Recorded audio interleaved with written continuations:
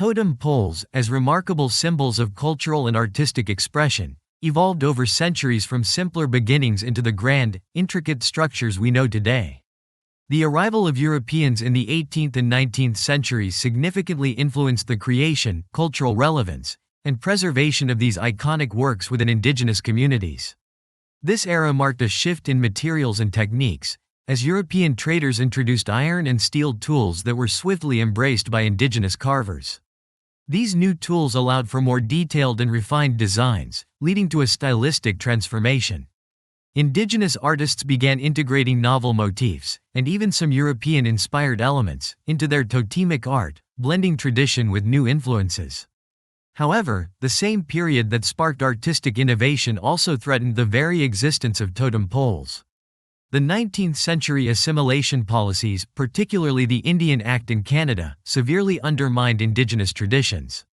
The ban on the potlatch ceremony, a vital cultural event associated with the raising of totem poles, fractured the social and ceremonial fabric of Indigenous life. This prohibition not only stifled communal gatherings but also led to the removal and neglect of many totem poles. As the potlatch ceremonies were suppressed, poles were confiscated, dismantled, or left to deteriorate.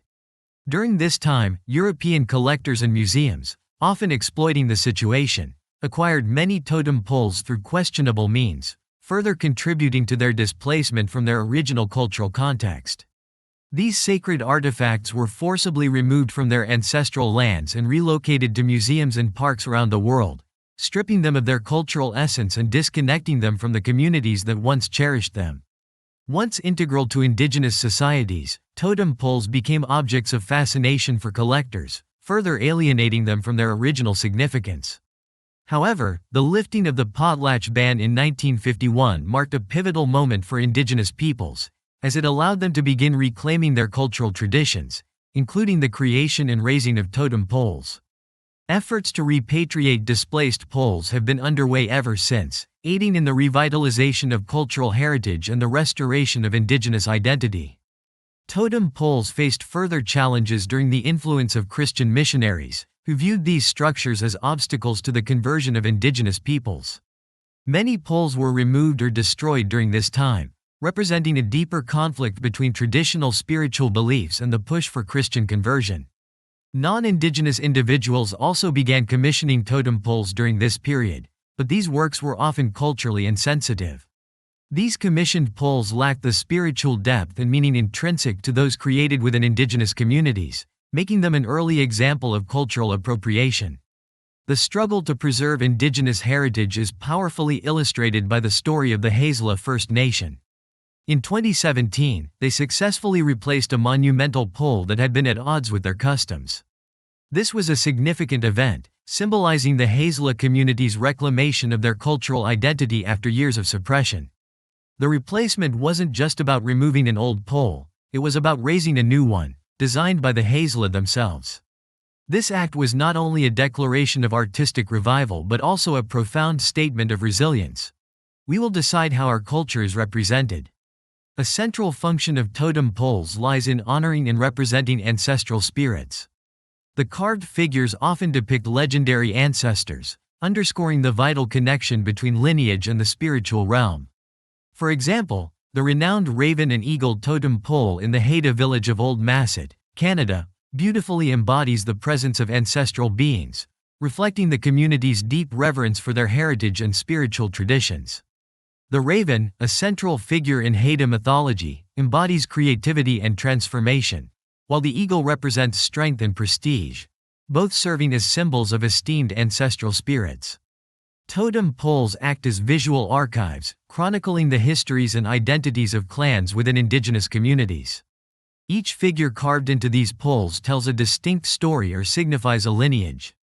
For example, the Kajuk bird totem pole in the Gitxsan village of Kitwanga, British Columbia, is a stunning representation of this tradition. Meticulously crafted, it narrates the origins and significant events of the Kajuk clan, preserving their cultural heritage and identity for future generations. Nature plays a significant role in the symbolism of totem poles, with many carvings depicting animals of spiritual importance. The Bear Mother totem pole in the Tlingit community of Ketchikan, Alaska, is a prime example. The bear, revered for its strength and wisdom, symbolizes protection and familial bonds. The pole tells the story of the bear mother and her cubs, representing the nurturing and protective qualities of the clan. Totem poles also serve as markers of social status and achievements within indigenous societies. The positioning of crests and figures on a pole can reflect the accomplishments and social standing of a family or individual. The Chief Johnson totem pole in Sitka National Historical Park, Alaska, exemplifies this. Carved by Tlingit artist Charlie Taguksa, it stands as a monument to Chief Johnson's status. The crests adorning the pole are a testament to his leadership and accomplishments, further emphasizing the important role that totem poles play in documenting and honoring personal and communal achievements in indigenous cultures. Now, let's explore the different types of totem poles and their significance in Native American culture, beginning with clan totem poles. These poles, deeply rooted in the history of indigenous communities, are designed to visually document the lineage, achievements, and spiritual ties of a specific clan. Carved with meticulous detail and adorned with symbolic figures, animals, and crests, clan poles stand as remarkable testaments to both the artistic skill and storytelling traditions of their creators. Each carved figure carries profound meaning. Animals are often representations of ancestral spirits, each holding unique cultural significance. For example, eagles symbolize strength and vision, bears represent courage, and whales signify wisdom. Other animals also play important symbolic roles. The raven, often associated with transformation, change, and intelligence, is a frequent figure. Wolves represent loyalty, family, and intelligence and are regarded as guardians and pathfinders. Owls, meanwhile, are seen as symbols of wisdom, intuition, and the unseen, representing knowledge and spiritual guidance. The careful arrangement and combination of these symbols create a visual language that communicates the stories, values, and spiritual connections cherished by the clan. These poles serve not just as works of art but as living tapestries rich with symbolism and heritage. Beyond their physical beauty, clan poles have a profound spiritual dimension. They are believed to act as conduits between the earthly and spiritual realms, linking the living with their ancestors. As the wind moves through the intricately carved figures, it is said to carry the voices of the ancestors, fostering a deep sense of continuity and unity within the clan. The creation of a clan pole is a communal endeavor, often involving collaboration between skilled carvers and members of the community. This shared process of storytelling and decision-making strengthens communal bonds and fosters pride in preserving cultural heritage.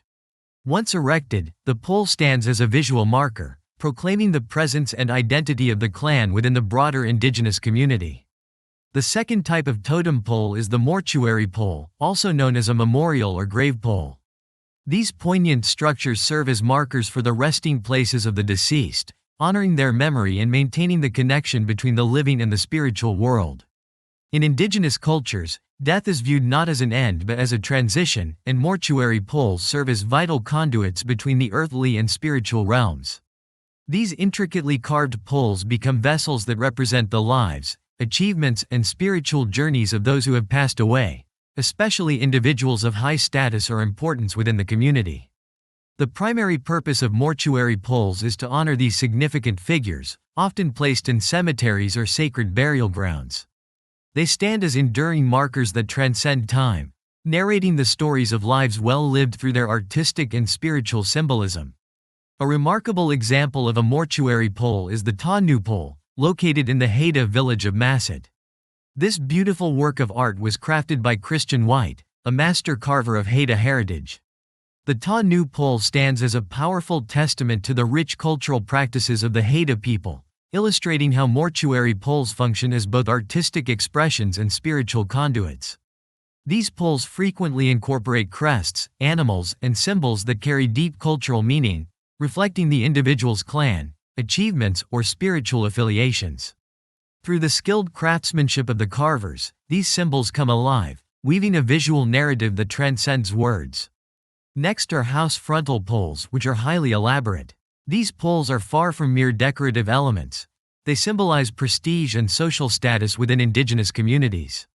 The height and complexity of a house frontal pole often indicate the family's standing, reflecting their contributions, achievements, and roles within society. Like storytellers carved in wood, these poles depict the family's history, with each animal or symbol unfolding a chapter in their lineage. For instance, a bear might symbolize strength, while a raven represents change. Every carving serves to preserve the family's legacy and important events. Another fascinating type of totem pole is the shame pole. These poles function much like public billboards, but instead of advertising, they are used to call out individuals or organizations for wrongdoings within the community. A mix of justice and artistry, shame poles serve as a public expression of cultural values. Interestingly, these poles are not meant to last forever. Once the wrong is addressed or the issue is resolved, shame poles are often taken down, signifying the restoration of harmony within the community. Shame poles are erected to publicly embarrass and criticize individuals or companies for wrongdoing, but they also serve a unique purpose. They can come down once the person or company makes amends. A striking example is the Cordova shame pole, which featured the face of a prominent businessman from an oil company. The pole was created because the local community believed the company owed them restitution for the environmental damage caused by the infamous oil spill in Valdez, Alaska.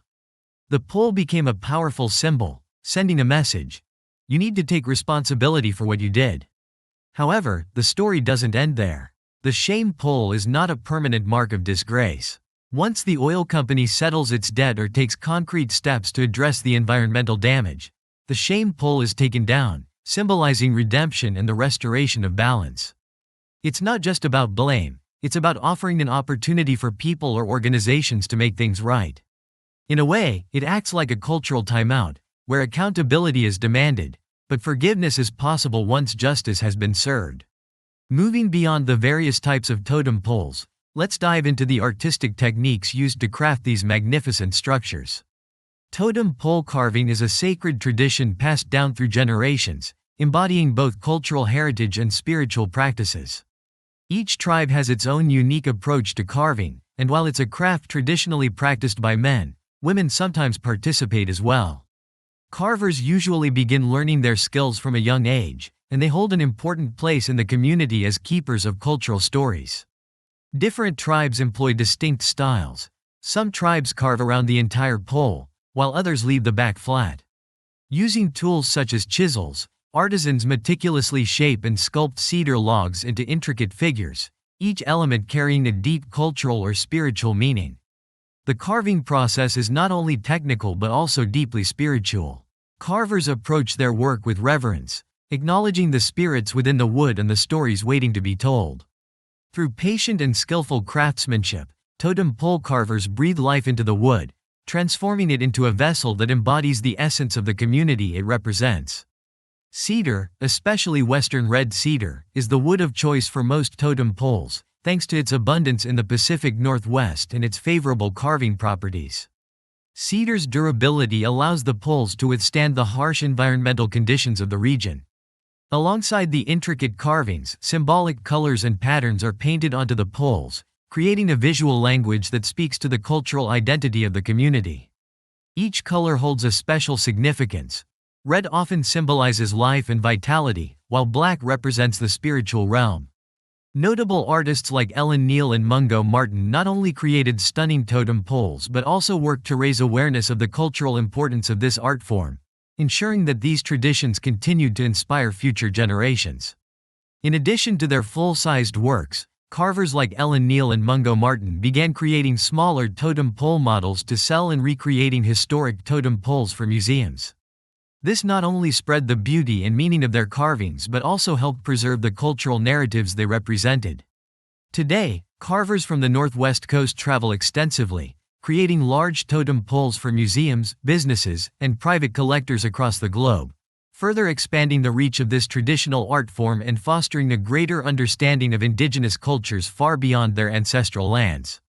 In modern times, indigenous people of the Northwest Coast continue to keep their rich traditions alive.